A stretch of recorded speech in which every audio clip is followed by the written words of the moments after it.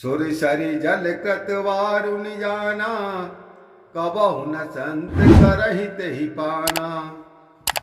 सुर सरि मिले सुपावन जैसे, ईश अनीस ही अंतर तैसे। और मेरे प्यारे श्रोतागणों, गंगा जल की बनी वारुणी जानकर भी संत उसको कभी पान नहीं करते। नारद जी और क्या क्या बता रहे हैं। इसी प्रकार ईश्वर का अंश ही जीव देह में होने पर भी ईश्वर नहीं कहला सकता, क्योंकि ईश्वर अंश जीव अविनाशी। ईश्वर गुणों के समूह है और मनुष्य को एक बिंदु के समान उसके शरीर में डाला गया है प्राण, जो जब वो मनुष्य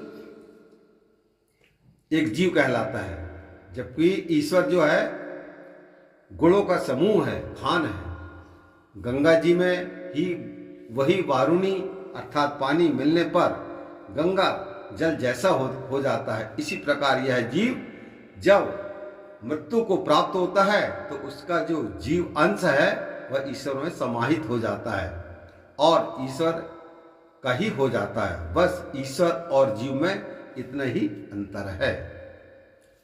शंभु सहज समरथ भगवाना, यही विवाह सब विधि कल्याणा। दुराराध्य पे अहि महेशु, आशुतोष पुण्य किए कलेशु। और नारद जी क्या बोलते हैं कि शिव जी की स्वाभाविक समर्थ भगवान है, अतः इस विवाह में सब प्रकार से भलाई ही है। परंतु शिव जी दुराराध्य है, अर्थात उनका दुख से आराधना होती है, अथवा दूर है आराधन जिनका, तो भी फिर क्लेश करने से शीघ्र ही प्रसन्न हो जाते हैं। इस प्रकार अन्य देवी देवताओं से भगवान शंकर भिन्न है, अलग है। नारद जी इस प्रकार से माता पार्वती के पिता को समझा रहे हैं। जो तप करहि कुमारी तुम्हारी, भाव ही मेटि सकहि त्रिपुरारी। यद्यपि वर अनेक जग माही, यही कह शिव तज दूसर नाही।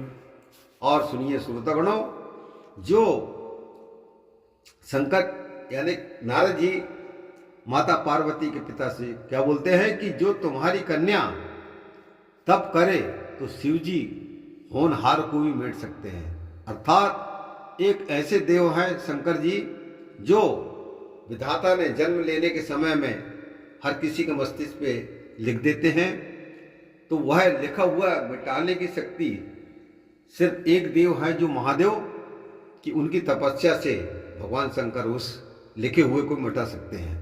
ऐसा रामायण में लिखा है और नारद जी भी यहाँ पे माता पार्वती के पिताजी से बोल रहे हैं कि शिव जी ही होनहार हैं जो मस्तिष्क पे लिखे हुए लेख को मिटा सकते हैं, क्योंकि तब से कर्म क्षय हो जाते हैं। यद्यपि जगत में अनेक वर हैं, पर इसको शिव जी के बिना कोई दूसरा वर नहीं चाहिए। इस प्रकार नारद जी पार्वती जी के पिताजी को समझा रहे हैं।